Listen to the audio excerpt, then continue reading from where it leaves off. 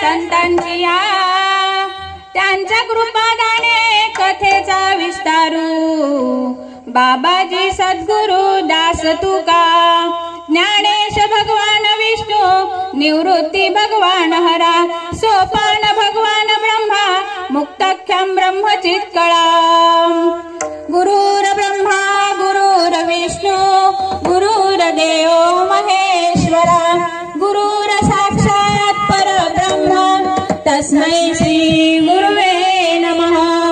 जयांचे केलिया स्मरण होय सकळ विद्यांचे अधिकरण तेची वंदू श्री चरण श्री गुरूंचे ते नमस्कार नियता मनोजवं मारुततुल्य वेगं जितेन्द्रियं बुद्धिमतां वरिष्ठं वातात्मजं ज्ञानवयोधमुख्यं श्रीरामदूतं शरणं प्रपद्ये।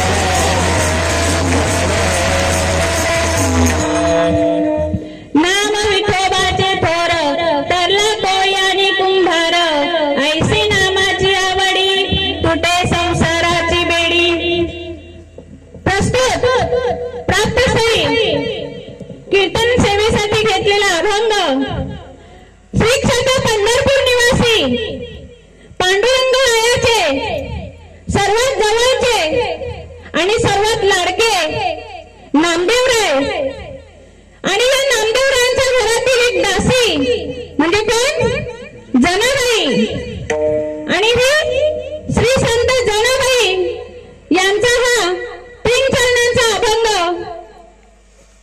देवाच्या नामाचं महत्व सांगणारा अभंग आजच्या सेवेकरिता घेतलेला आहे. बघा, जनाबाई आपल्याला या अभंगातून सांगतायत. काय सांगतायत? नाम विठोबाचे थोर. कोणाचं नाव थोर आहे? विठोबाचं. माझ्या विठोबाचं नाव इतकं थोर आहे, इतकं श्रेष्ठ आहे की त्याच्यातून हे नाव जर कोणी घेतलं तर त्याच्यातून सर्वजण तरुण जातात. कोण? ज्यांनी हे नाव घेतलं ते याच्यातून तरुण जातात. आणि या नामाची आवड जर आपल्याला लागली, या नावाची आवड जर आपण जर घेतली, तर मग आपण या संसार बेडीतून मुक्त होतो. या संसाराची बेडी आपल्याकडून तुटून जाते. आणि शेवटच्या गणनात जनाबाई आपल्याला असं सांगतायत, नाम गाया वेळोवेळा दासी जनिसी नित्य चाळा. हे नाव आपण वारंवार घेतलं पाहिजे. आणि मी सुद्धा हे नाव सतत घेत असते आणि हा चाळा मला लागलेला आहे. असा या अभंगाचा सरळ सरळ शब्दार्थ भावार्थ. विठ्ठल विठ्ठल.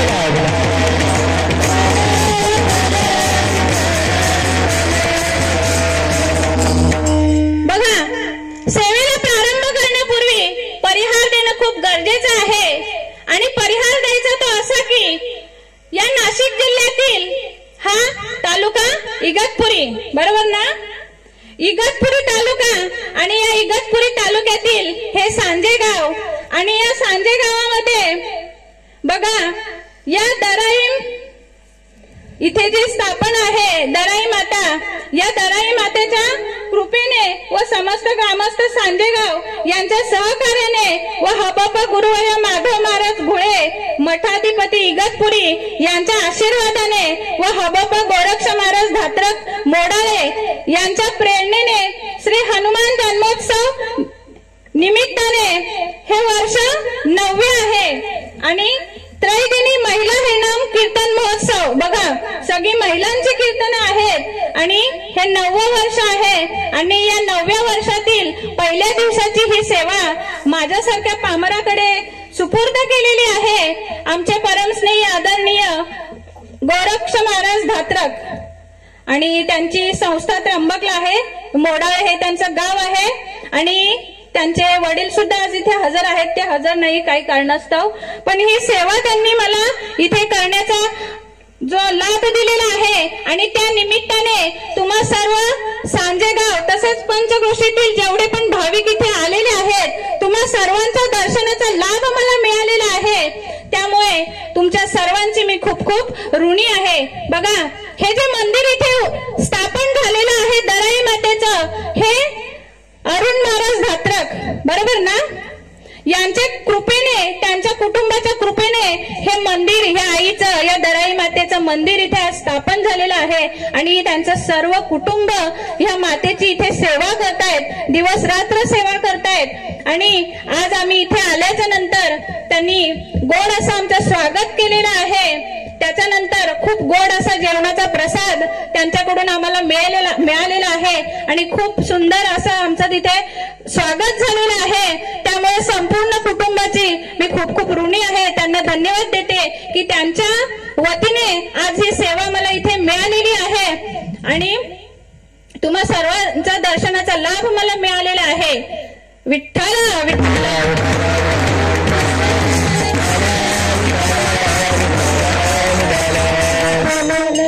इथे उपस्थित असलेले सर्व पंचक्रोशीतील गावातील सर्व ग्रामस्थ भाविक मंडळी, गुणीजन मंडळी इथे उपस्थित आहेत. तसेच इथे साथीसाठी जे लाभलेले आहेत मला, बघा कोण दिसतं इकडे तुम्हाला सगळ्या? आज खऱ्या अर्थाने इथे स्त्री शक्तीचा जागर आहे, उपस्थित आहे. बघा, आणि सर्वात जास्त माझ्या माता भगिनी आहेत, महिला मंडळी इथे आज उपस्थित आहे. म्हणजे खऱ्या अर्थाने इथे स्त्री शक्तीचा जागर इथे आहे. आणि बघा, सगळे कीर्तनकार सुद्धा कोण आहेत? महिलाच आहेत. का? तर इथे कोणाचं मंदिर आहे? शक्तीचं मंदिर आहे, आई देवीचं मंदिर आहे. बघा, पहिल्यांदा माझे हे सातकरी माझ्या बाजूने आहेत. आज जर इथे तुमच्यातलं कोणी जर काय बोलतात त्याला, जर उभं राहिलं इलेक्शनसाठी, तर तुम्हाला मतं मिळतील का? कोण निवडून येईल? मीच निवडून येईल ना, बरोबर का? मलाच मतं जास्त मिळतील, कारण हे मेन, हे महत्वाचं आहे सगळं. आणि इथे आल्याच्या नंतर मी पाहिलं मृदुंगमणी. तुम्ही का जागा घेतली? आमची जागा का घेतली? कोण वाजवत होतं इकडे? मुलगीच होती ना? हा, अतिशय सुंदर उत्कृष्ट पखवाज वाजन तिने केलेलं आहे. तिच्यासाठी एकदा सगळ्यांनी जोरदार टाळ्या. खूप छान वाटलं इकडे येऊन. खूप सुंदर वातावरण आहे, सगळं मस्त असं मोकळं मोकळं वाटतंय. आम्ही खूप लांबून आलेलो आहेत. खूप छान वाटतं इकडेशी. महाराज कोणाच्या संस्थेत आहेत? तुमच्याच का? महाराजांसाठी एकदा टाळ्या. इतकी सुंदर मुलं त्यांनी घडवलेली आहेत. बरीचसे विद्यार्थी म्हणजे मुलं आणि मुली पण दोन्ही वेगवेगळे आहेत ना संस्था. हा, तर त्यांच्या सौ तुम्हीच ना? हा, त्या सुद्धा इथं उपस्थित आहेत. तुम्हाला सुद्धा प्रणाम. तुम्हा सर्वांच्या चरणी मी नतमस्तक होते आणि माझ्या सेवेला मी प्रारंभ करते. विठ्ठल विठ्ठल.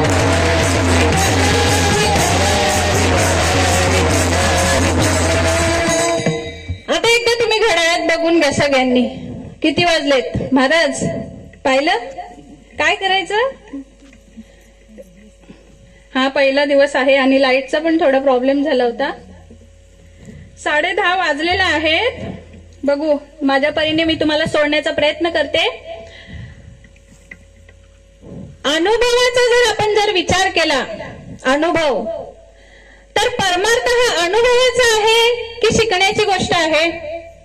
परमार्थ हा अनुभवावा लागतो का शिकावा लागतो? आतापर्यंत आपल्या या महाराष्ट्रामध्ये, आपल्या संपूर्ण भारतामध्ये जेवढे पण संत होऊन गेलेले आहेत त्यांनी कोणता परमार्थ केला? अनुभवाचा परमार्थ केला. बघा, अनुभव आले अंगा ते या जगा सांगत असे. मग तुम्ही आम्ही कोणता परमार्थ केला पाहिजे? कोणता परमार्थ? तुम्ही आम्ही सुद्धा अनुभवाचा परमार्थ केला पाहिजे आणि तुम्ही आम्ही सुद्धा अनुभवाचाच परमार्थ करतो. बघा, नामदेव महाराजांनी सुद्धा एका ठिकाणी सांगितलेलं आहे. काय सांगितलेलं आहे? नामा म्हणे ग्रंथ श्रेष्ठ ज्ञानेश्वरी, एकतरी ओवी अनुभवावी, नाही वाचावी. अनुभवावी. मी तर वाचावी ऐकलंय. आपण काय करतो? पण काय करतो? फक्त वाचतो. अनुभव घेतो का? नाही. मग संतांनी काय सांगितलेलं आहे की एक तरी ओवी अनुभवावी. म्हणजे बघा, आपण एक जरी ओवीचा अनुभव जर घेतला, एक जरी ओवीचा आपण अनुभव केला, तर आपण निश्चितच या संसारातून, या मोहातून, त्याच्यातून नक्कीच तरुण जाऊ. बघा, विठ्ठल विठ्ठल.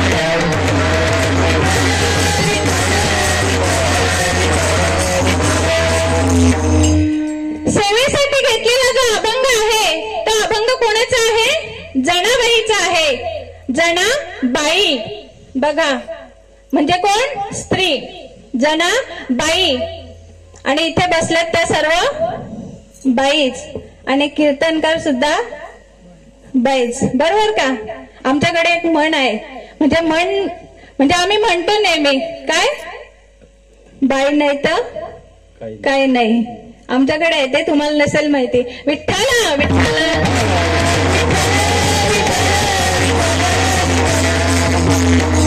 कीर्तनासाठी घेतलेला अभंग हा जनाबाईंचा आहे. मग या जनाबाई कोण? कोण बरं?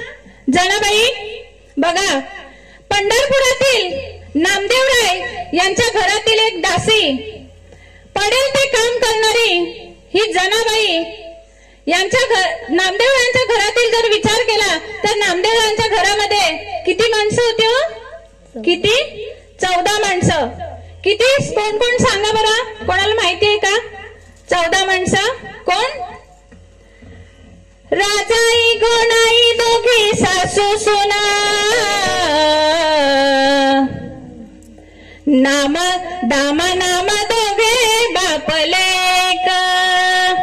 आता मोजा ना तुम्ही, मी सांगते तुम्हाला. राजाई गोणाई दामा नामा आणि या नामदेवरायांचे 4 पुत्र, नारा, विठा, गोंद्या आणि महादा.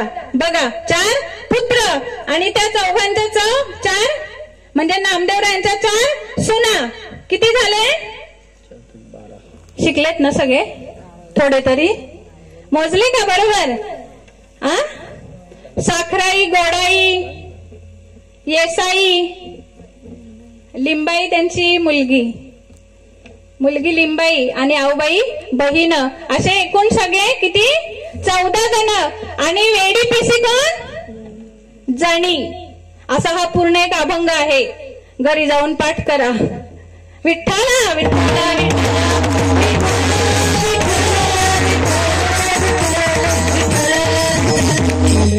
असे नामदेवातील सगळी माणसं 14 जण. आणि ही 14ही जण काय बरं करत होती? नामदेवाच्या घरी 14 जण सरती हरी, 14 जण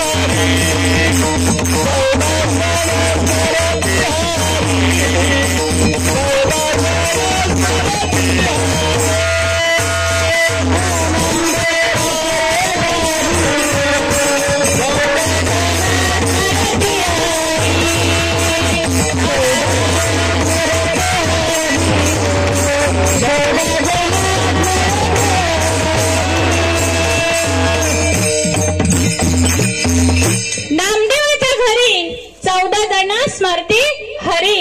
बघा, ही 14 ते 14 माणसं नामदेवांच्या घरी जी होती ती कोणाला भजत होती?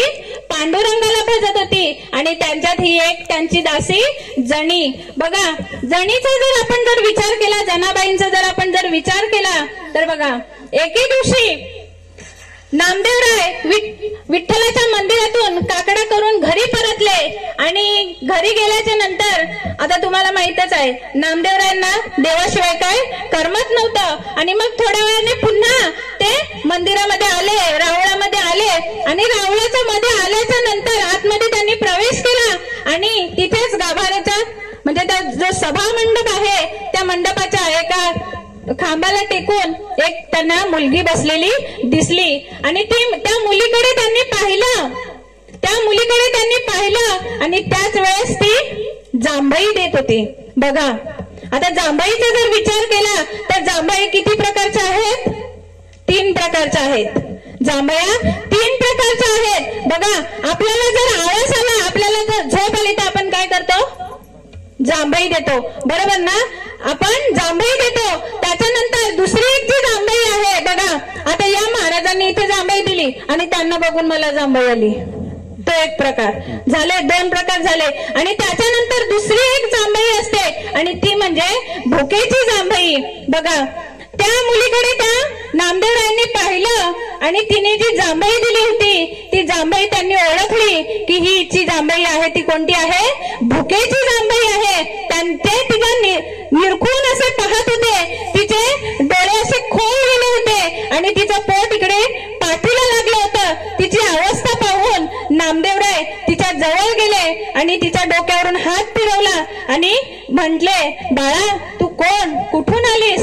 तिला सगळं विचारलं पण ती काहीही बोलण्याच्या मनस्थितीत नव्हती. आणि तिच्या डोळ्यातून अश्रू सुद्धा यायला तयार, म्हणजे रडून रडून ती इतकी बेजार झाली होती की नॉर्मली तिचे डोळे फक्त पाणावले. नामदेवरायांनी जेव्हा तिला विचारलं तेव्हा तिच्या डोळ्यात पाणी तरलं, म्हणजे तिच्या डोळ्यातून अश्रू सुद्धा म्हणजे ते पण गळून गळून संपून गेले होते. इतकी वाईट तिची अवस्था.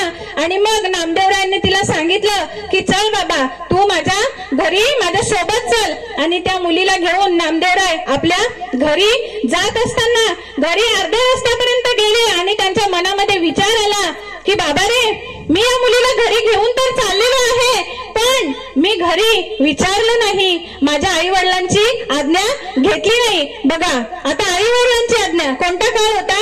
तो नामदेवरायांचा काळ होता. आता कोण कोण आज्ञा घेतो सांगा मला. बाळा तू घेतोस का? काय करायचं असलं तर विचारतो आई वडिलांना. हुशार आहे, टाळ्या वाजवा. बघा, नामदेवरायांच्या मनात असं आलं की बाबा रे, मी तर घरी विचारलं नाही, या मुलीला मी कसं असंच घरी घेऊन जाऊ. दारात अंगणात पोहोचले आणि मग तिथून आईला आवाज दिला, माय. बघा, नामदेवरायांनी आपल्या आईला किती गोड आवाज दिला, माय आणि मग त्यांच्या आई ज्या होत्या मातोश्री होत्या त्या बाहेर आलेल्या आहेत आणि बाहेर आल्याच्या नंतर नामदेवरायांनी त्यांना ती हकीकत सांगितली की आई मुलगी मला इथे मंदिरामध्ये आपल्या रावळामध्ये भेटलेली आहे, तर मग आता काय करायचं. पण त्या मुलीचं नशीब थोर की नामदेवरायांच्या आई वडिलांनी तिचा स्वीकार केला. बघा जनाबाईचा त्यांनी स्वीकार केला, आपली एक लेखच समजून त्यांनी तिचा स्वीकार केला आणि आपल्या घरात तिला ठेवून घेतलं. आणि त्या दिवसापासून ही जणी नामदेवरायांच्या घरी राहू लागली, वाढू लागली. आणि तिला राहायला काय दिलं होतं, देवाचं देवघर दिलं होतं.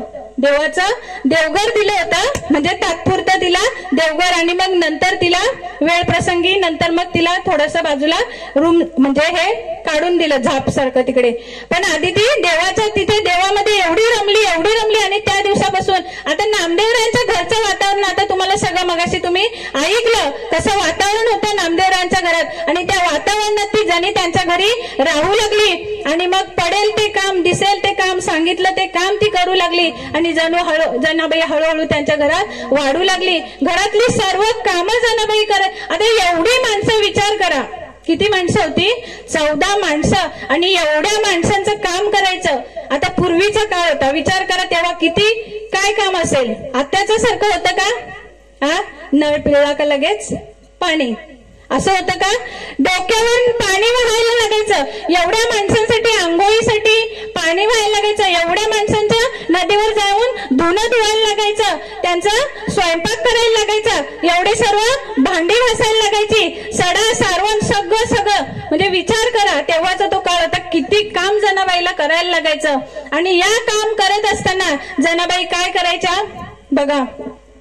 जनाबाई अख्खा दिवस पूर्ण दिवस हे काम करून थकून जायच्या, इतक्या थकून जायच्या की मग त्यांना देवाशिवाय पर्याय नसायचा. प्रत्येक काम करताना जनाबाई देवाला कधीच विसरले नाहीत. आणि रात्रीच्या वेळी जेव्हा त्यांना खूप झोप यायची, पण काय करायचं आता दुसऱ्याच्या आधाराला राहिलेला माणूस, मग त्यांच्या घरी एवढ्या माणसांचं दळण कांडण सगळं झालं. आणि मग रात्री झोपायच्या आधी त्यांना एवढ्या माणसांचं दळण दळावं लागत असे, बरोबर ना.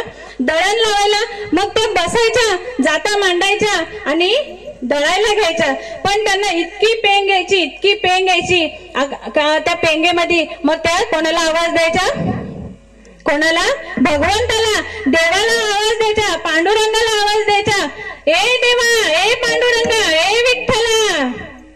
आणि त्या विठ्ठल भक्तीत इतक्या रंगून गेलेल्या होत्या की विठ्ठल सुद्धा त्यांच्या मदतीला यायचा.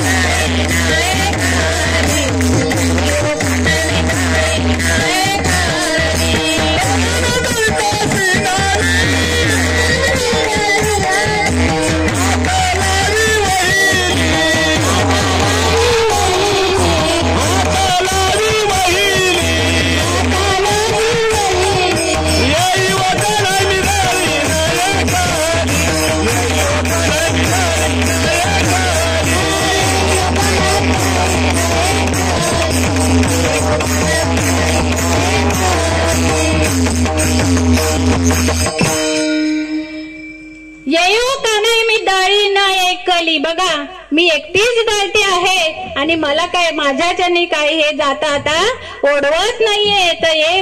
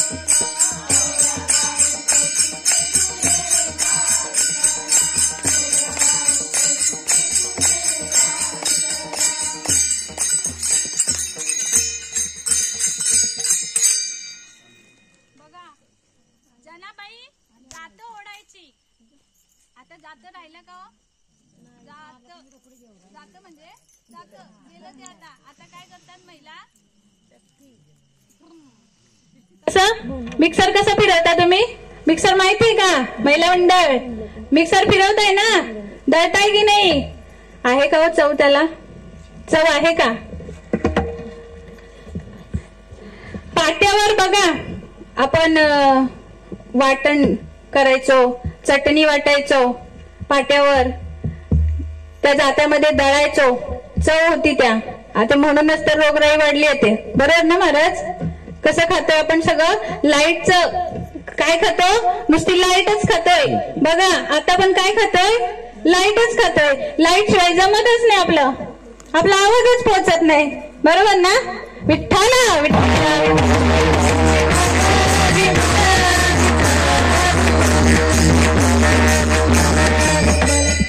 सुंदर माझे जाते ग फिरते बहुतक, ओव्या गाऊ कौतुके तुये रे बा विठ्ठला, ओव्या गाऊ कौतुके तुये रे बा विठ्ठला.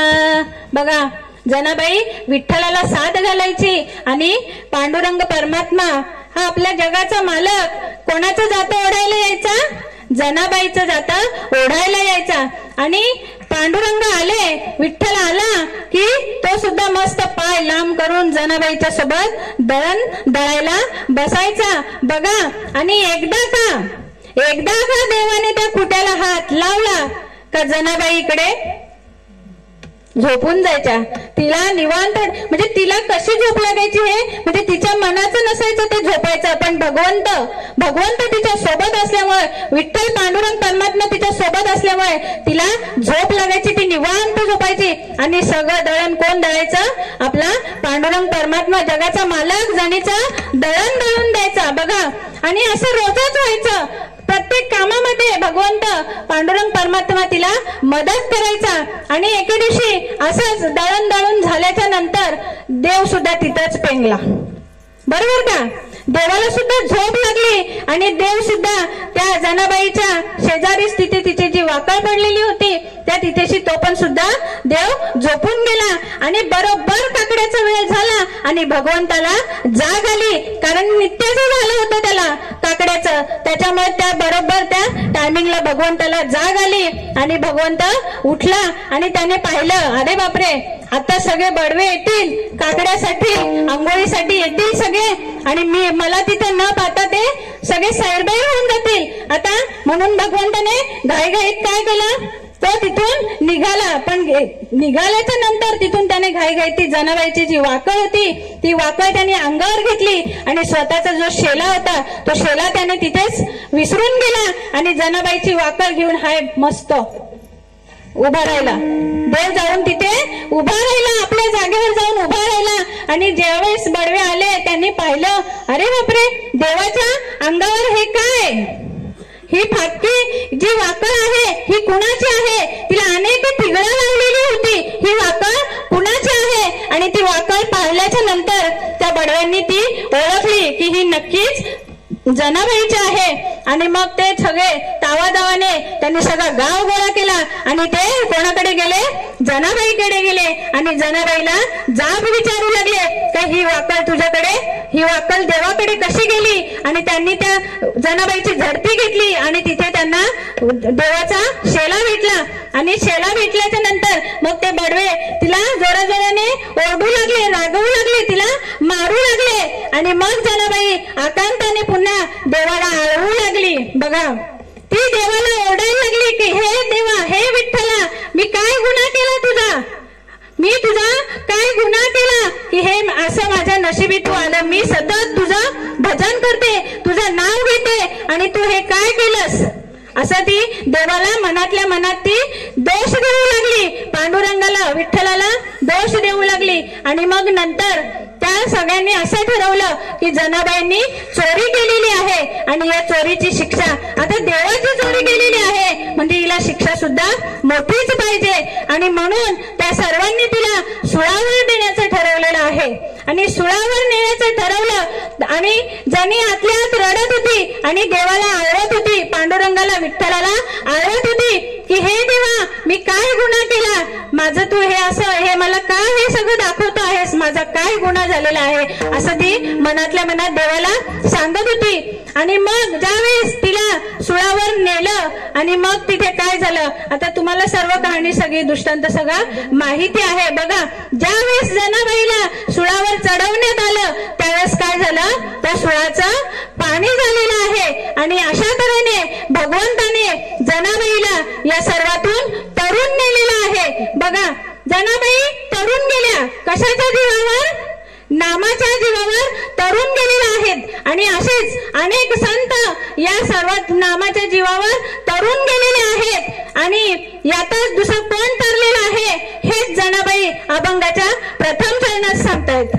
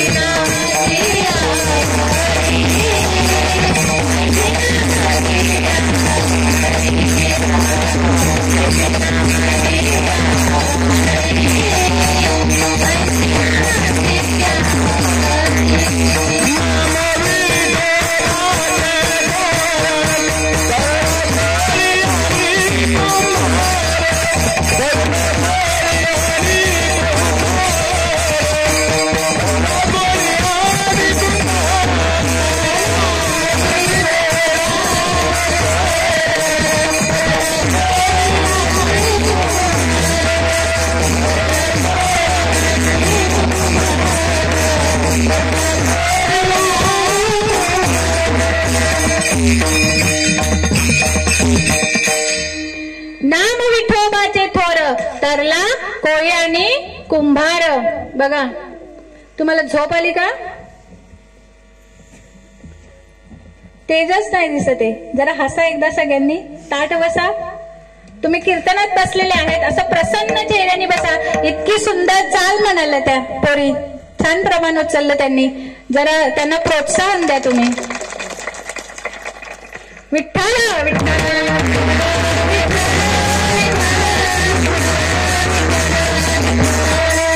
नाम विठोबाचे थोर तरला कोळी आणि कुंभार. बघा, नाम नाम याच्यावर आपल्याला बोलायचं आहे. आज पहिला दिवस आहे त्याच्यामुळे नामपर प्रकरणातील अभंगच पाहिजे असा नेम असतो. आणि बघा, त्या नियमानुसार नामावर अभंग घेतलेला आहे. आणि पहिला दिवस म्हणजे आज मी काय करणार आहे, तुम्ही जेवताय ना सगळे? जेवताय की नाही? कशात जेवताय? आधी काय वाढतात?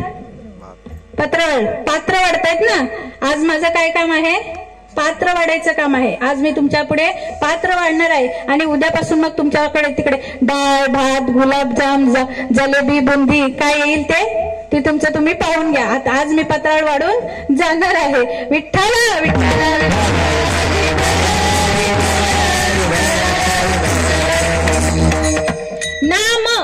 नाम म्हणजे काय? आपण सरळ साध्या भाषेत जर बोलायचं झालं तर नाम म्हणजे नाव. बरोबर ना? नाव. आता इथे बसलेल्या प्रत्येकाला नाव आहे ना? आहे का नाव? आहे ना? मग एक तुम्ही अशी कल्पना करा, एक तुम्ही असं इमॅजिन करा की नावच नाहीये. नाव नाही. आता हे महाराज बसलेत, हे महाराज यांना मला आवाज द्यायचा आहे, नावच नाही. काय आवाज देऊ मी त्यांना? काय आवाज देऊ? त्यांना मला आवाज द्यायचा आहे, मग त्यांना मी आवाज देते, नाव नाहीये. बघा ओ महाराज, इथपर्यंतच. आता नावच माहिती नाही ना, बरोबर ना? बघा, म्हणजे नाव जर नसलं तर किती? नाव जर नाहीये, नावच नाहीये. आता आपले हिंदू संस्कृतीमध्ये, हिंदू धर्मामध्ये 16 संस्कार आहेत. बरोबर महाराज? 16 संस्कार आहेत. जन्माला आल्यापासून मृत्यूपर्यंत आणि मृत्यूच्या नंतर एक संस्कार असतो. आता बघा, हे 16 जे संस्कार आहेत त्या संस्कारापैकी बाळ जेव्हा जन्माला येतं, एखादं मूल जेव्हा जन्माला येतो, तुम्ही आम्ही जेव्हा जन्माला येतात त्यावेळेस 12 दिवस झाल्याच्या नंतर काय करतो? तो काय करतात? बारसं करतात. आपण त्याला बारसं म्हणतो, म्हणजे नामकरण विधी. आणि या दिवशी काय करतात? नाव ठेवतात. मग बघा, जर नाव ठेवायचं जर पद्धतच नसती नाव ठेवायची तर तुम्हाला आता नावं असती का? नसती. पण बारशाच्या दिवशी सगळ्यांना नावं ठेवतात, नाव ठेवतात, नामकरण विधी. मग त्या दिवशी कोण नाव ठेवतं? आत्याबाई नाव. कोणाचा मान असतो? आत्याबाईचा मान असतो. आणि मग ती आत्याबाई मस्तपैकी, आता आत्याबाई ती किती थाटामाटात येते, मस्त तिचा मान असतो त्या दिवशी. मस्त मग त्या पाळण्याजवळ जाते, बाळाला त्या पाळण्यामध्ये घातलेलं असतं आणि मग तिच्या कानामध्ये, बाळाच्या कानामध्ये जाऊन काय करते? नाव सांगते. बरोबर ना? आमच्याकडे कसं सांगतात बघा. हा, कानात हळूच भेटा ग, बारसाचा सोहळा घुगऱ्या वाटा ग, आज बाई इंद्राचा दरबार ठेंगणा, आज बाई इंद्राचा दरबार ठेंगणा, पाळण्याच्या मध फिरतो खेळणा, हो हलके हलके जो जवा जो जवा जो जवा. आवडलं? काय आहे? पाळणं आहे. बघा महाराज, पाळणे गायले जातील ना? काय असेल सुपारी तर घेऊ आम्ही. विठ्ठल विठ्ठल.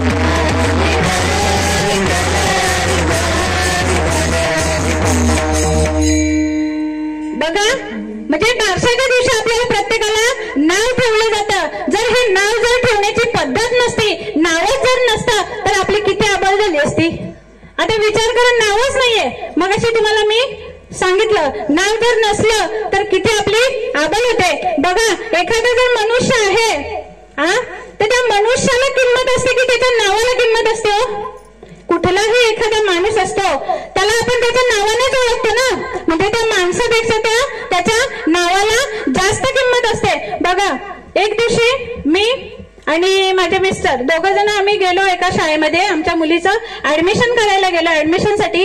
पण ऍडमिशन थोडं लेट झालं होतं, म्हणजे ऍडमिशनची जी डेट होती ती निघून गेलेली होती. तरी पण आम्ही गेलो त्या ठिकाणी आणि तिथे हेडमास्टर बसले होते. त्यांना आम्ही तिथे जाऊन भेटलो आणि त्यांनी आम्हाला सांगितलं की नाही, ऍडमिशन फुल झालेलं आहे, तुमच्या मुलाला आम्ही काय ऍडमिशन देऊ शकत नाही. तर मग आमचा नाईलाज झाला आणि तिथून आम्ही असं उठून बाहेर निघालो. आणि त्यावेळेस तिथे एक कारकून जो असतो, तिथे पीए वगैरे असतो, एखादा क्लर्क वगैरे असतो, तो क्लर्क होता. तो त्या हेडमास्टरांच्या कानात जाऊन कुजबुजला की सर, ऐका ना माझं, हे जे आलेत ना ऍडमिशनसाठी ते आपल्या वाड्या तालुक्यातील ज्येष्ठ कीर्तनकार आहेत ना श्याम महाराज पाटील, त्यांची हा मुलगा आहे आणि त्यांच्या नातीचं आपल्याला ऍडमिशन करायचं आहे, तर कृपा करून त्यांना तुम्ही ऍडमिशन द्या.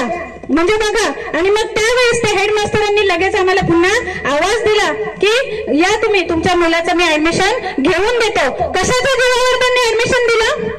कशाच्या? नामाच्या जीवावर त्यांनी. बघा, म्हणजे त्यांना त्या कारकुनाने नाव सांगितलं की हे अमुक अमुक यांचे हे नातेवाईक आहेत, त्यांचा हा मुलगा आहे, तर त्यांच्या नातूला तुम्ही ऍडमिशन द्या. म्हणजे नावाला महत्व आहे की नाही? नावाला महत्व आहे की नाही? मग विचार करा की तुमच्या आमच्या नावाला इतकं महत्व आहे, मग आपण जे नाव घ्यायला पाहिजे, जे आपण नाव सांगतो, जे नाम सांगतो, हे नाम कोणाचं आहे? देवाचं आहे, भगवंताचं आहे. मग हे भगवंताचं नाव आपण घेतलं पाहिजे की नाही? महत्वाचं आहे, ते आपण घेतलं पाहिजे. मग असं हे नाव आपण कधी घेतलं पाहिजे? नाव आपण कधी घेतो? आपण कधी घेतो? महिला मंडळ, आपण नाव कधी घेतो? लग्नात. घेतलं की नाही तुम्ही नाव? हा, लग्नात नाव घेताना काय नाव घेतलं? सांगा बरं एखादं. लग्नात नाव काय घेतलं कोणी सांगा? सांगेल का कोणी? नाही. बघा, लग्नात आपण त्यावेळेस नाव घेतो. कसं नाव घेतो? इंग्रजीत चंद्राला म्हणतात मून. इंग्रजीत चंद्राला म्हणतात मून. आणि आमच्या अहोंचं नाव घेते पाटलांची सून. आता आमच्या अहो इकडेच बसलेले आहेत गर्दीत, पण तुम्हाला मी आता ओळख नाही करून देणार आहे. विठ्ठला विठ्ठला.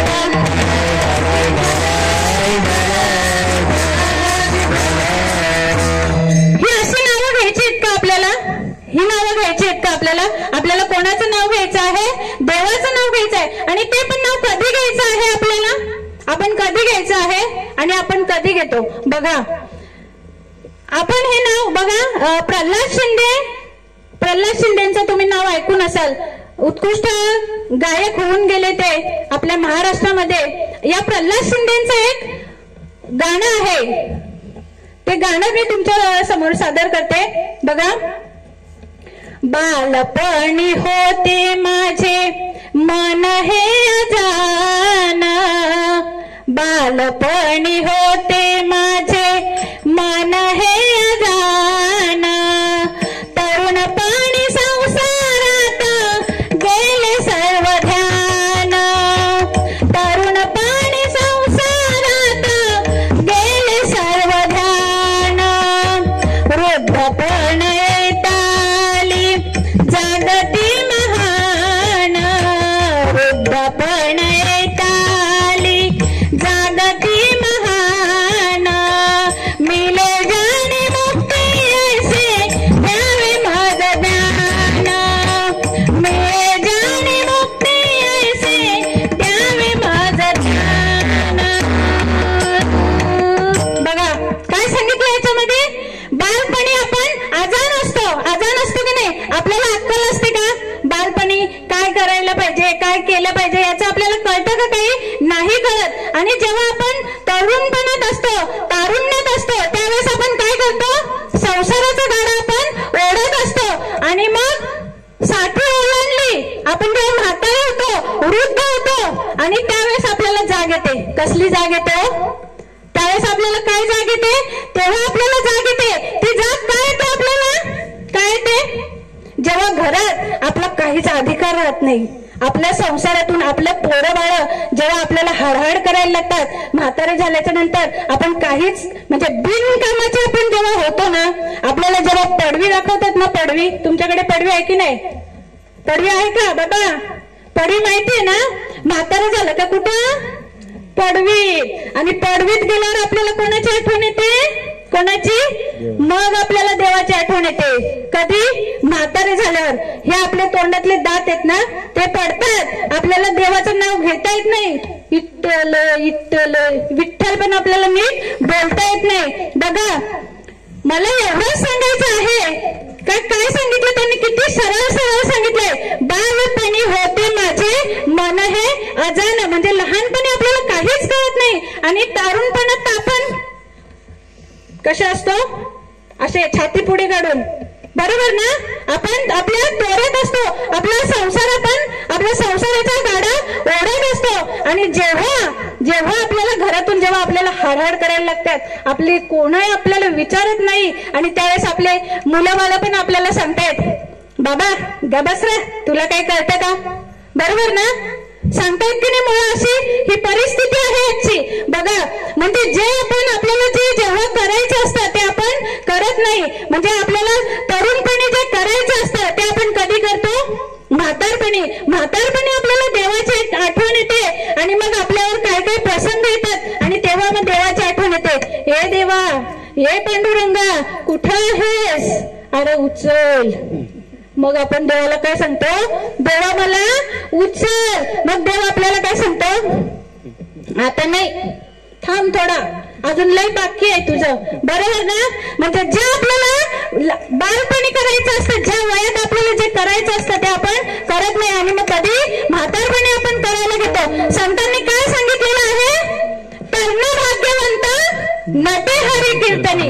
बघा, तरुण भाग्यवंत नटे हरी कीर्तनी. जे आपल्याला तरुणपणी करायचं असतं. आता इथे तुम्ही काय पाहताय? छान वाटतं की नाही? आपल्या वेळेस असं होतं? आपण हे असं केलं नाही. आता आपल्याला पण आता जाग आलेली आहे. बरोबर ना? विठ्ठल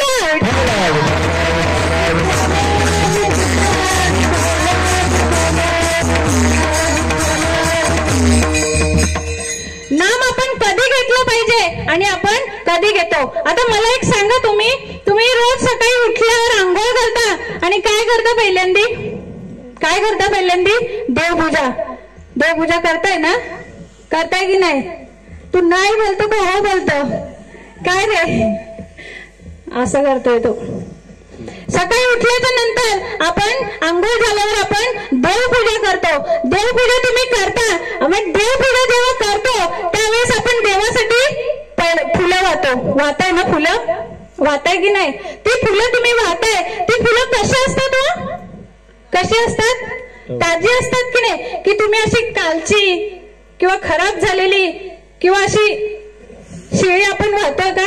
नाही. कशी ताजी टवटवीत सकाळच्या मस्त अशी टपोरी अशी छान दिसणारी फुलं आपण देवासाठी तोडून आणतो आणि ती आपण देवाला वाहतो आणि देव सुद्धा त्याच्यानेच प्रसन्न होतो.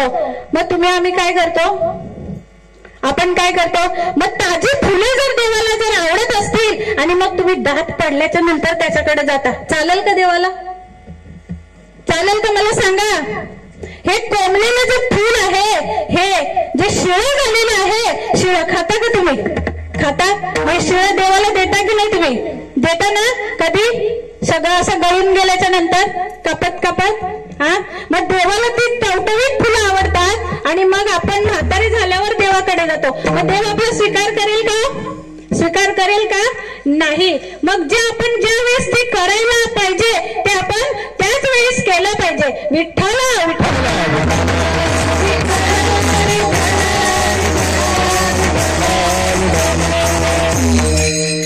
मग या अशा नामाची आवड आपण धरली पाहिजे.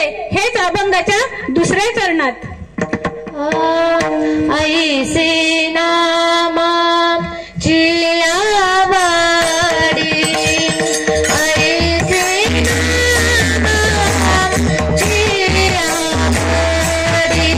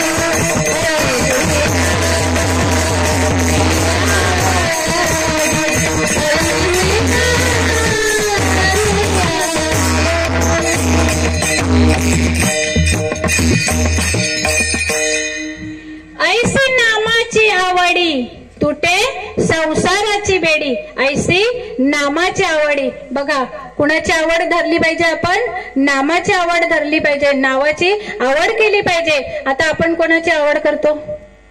आता कोणाला काय काय आवडतं मला नाही माहिती. आता तुम्हाला काय आवडतं मला काय माहिती. पण महिलांना काय आवडतं ते मला चांगलं माहितीये, कारण मी कोण आहे? मी पण महिलाच आहे. आणि महिलांचा आवडता विषय कोणता? काय? बाता मारायला. तुमच्याकडे बाताच म्हणतात का? गप्पा. मग मारता की नाही तुम्ही बाता? मारता ना. महिलांचा आवडता विषय कोणता? बाता मारणे. जेवता ना तुम्ही दुपारी जेवल्याच्या नंतर एखादा असं घर ठरलेलं असेल, एखादा कोणाचा तरी वरांडा वगैरे, तुम्ही इकडे काय म्हणता? आता आमच्या तिकडची भाषा, आता 10 मैलावर गेल्यावर महाराज भाषा बदलते ना. मग आम्ही खूप लांबून आलोय, त्याच्यामुळे तुमची भाषा आणि आमच्या भाषेत थोडा फरक पडेल, पण तरी तुम्ही समजून घ्या. बघा, दुपारची जेवण झाली की मग आपण कुठेतरी एका ठिकाणी 4-5 महिला बसतात आणि मग काय हणतात. तुमच्याकडे हणतात की नाही? हणता ना. गप्पा हणता का? मग म्हणजे महिलांना काय आवडतंय? गप्पा आणायला आवडतात. आणि दुसरा आवडता विषय काय महिलांचा? साडी. मी पण तुमच्यातलीच आहे, घाबरू नका. दुसरा आवडता विषय काय? साडी. आता मी कुठे कुठे कार्यक्रमासाठी जाते, कार्यक्रमासाठी मी गेल्याच्या नंतर काही ठिकाणी मला काय देतात माहिती का? साडी. मला फार मजा वाटते. साडी भेटली का इतकी मजा वाटते. कशीही असू दे, आता तुमचं पण मी सांगते, कशीही असू दे, मानाने दिलेली असते साडी. आपल्याला आवडते की नाही? आपल्याला आपल्या मनातून आतून आपल्याला आनंद येतो. साडी मिळाली बस, बाकी काय नको. साडी मिळाली ना, संपला विषय. बरोबर ना? आता मला साडी मिळाली. आता तुम्ही लक्षात ठेवा, तुम्हाला मी साडी सांगितलंय, कळलं का? नेक्स्ट टाइम येईन तेव्हा मला पाहिजे. कळलं? विठ्ठल विठ्ठल.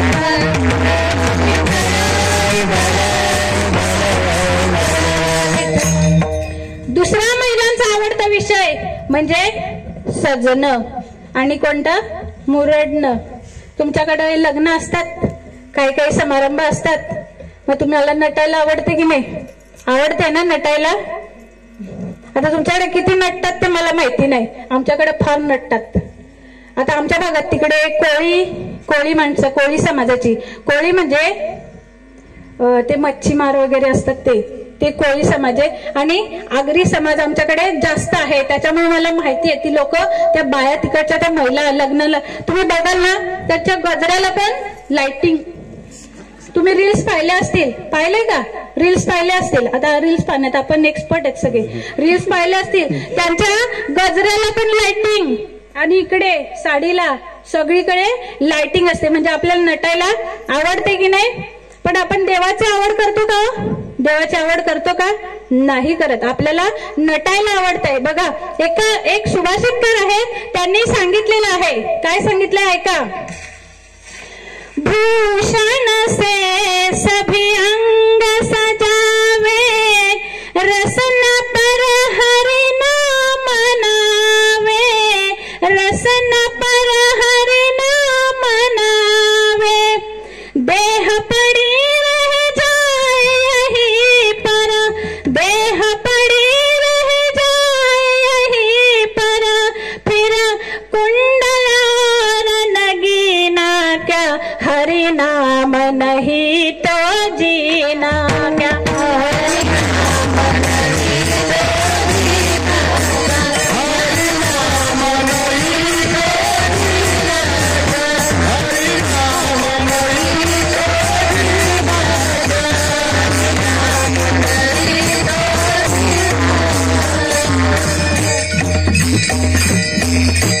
अमृत है हरि नाम जगत में, अमृत है हरि नाम जगत में, इसे मूल विषय विष पीना क्या, हरि नाम नहीं तो जीना क्या.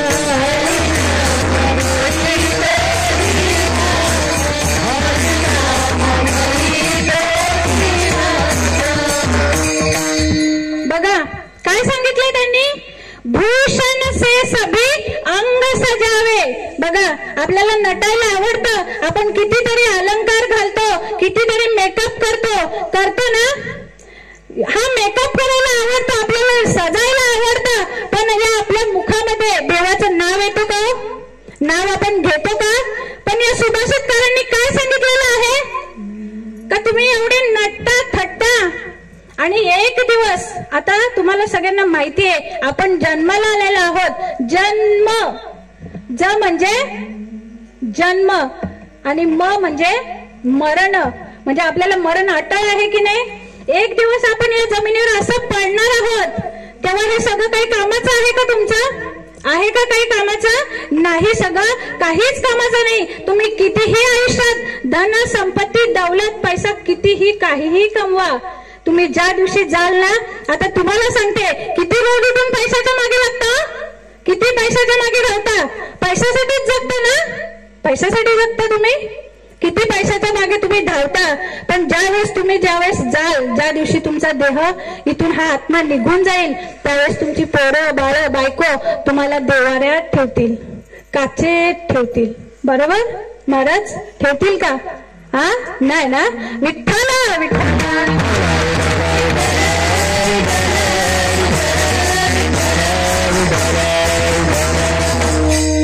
एवढं हे पवित्र जे नाव आहे, हे अमृतासारखं जे नाव आहे, ते आपण घेतो का कधी?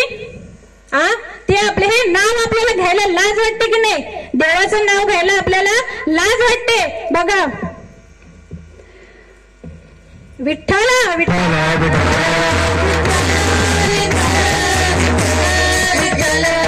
मन माझे केशवा, मन माझे केशवा, काबाना घे अमृतावनी गोड नाम तुझे देवा, नाम तुझे देवा, अमृतावनी गोड नाम तुझे देवा, नाम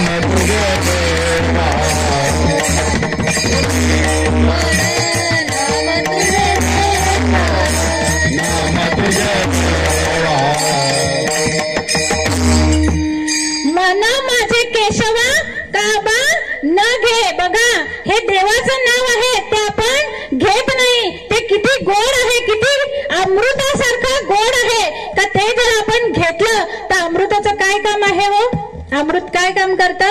अमृत जर आपण पिलं तर काय होतं? आपण अमर होतो ना. मग का तुम्ही देवाचं नाव घेत नाही? म्हणजे हे देवाचं नाव आपण घेतलं पाहिजे.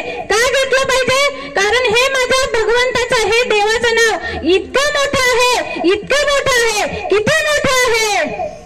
गगनावनी वाड नाम,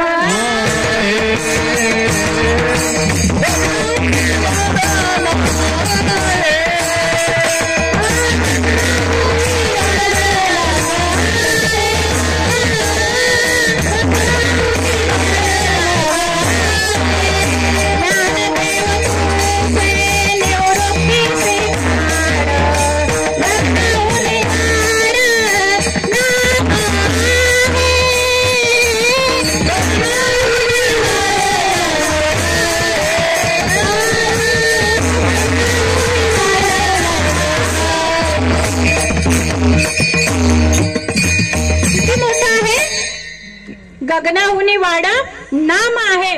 बघा, गगन म्हणजे आकाश. आता आपल्याला पंचमहाभूते माहिती आहेत का तुम्हाला? कोणकोणती आहेत? वायू, तेज, आप, पृथ्वी आणि आकाश. बघा, ही 5 जी आहेत, ही एकापेक्षा एक सगळे मोठे आहेत. आणि त्या सर्वांमध्ये सगळ्यात मोठं जे कोण आहे, तर ते कोण आहे? आकाश आहे.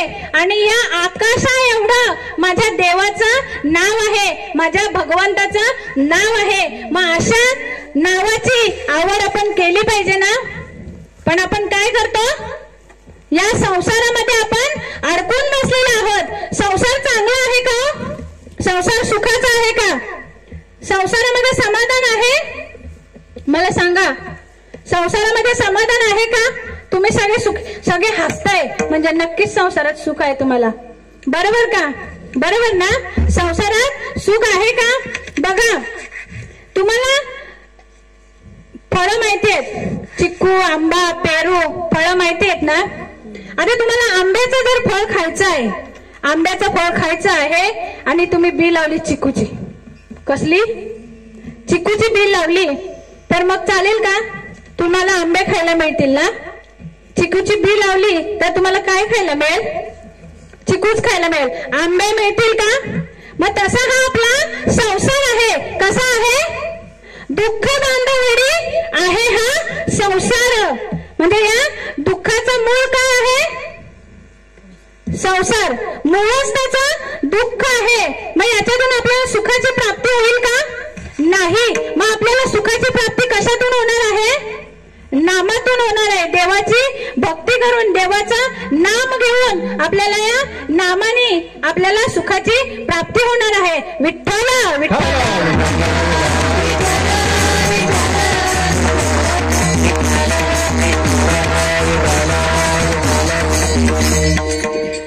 मग देवाचं नाव इतकं महत्वाचं आहे. या देवाचं नाव माझ्या इतकं श्रेष्ठ आहे, इतकं थोर आहे. मग या देवाचं आपण एकदा प्रेमाने भजन करूया. सर्वांनी ताठ बसा आणि हात वर करा. विठोबा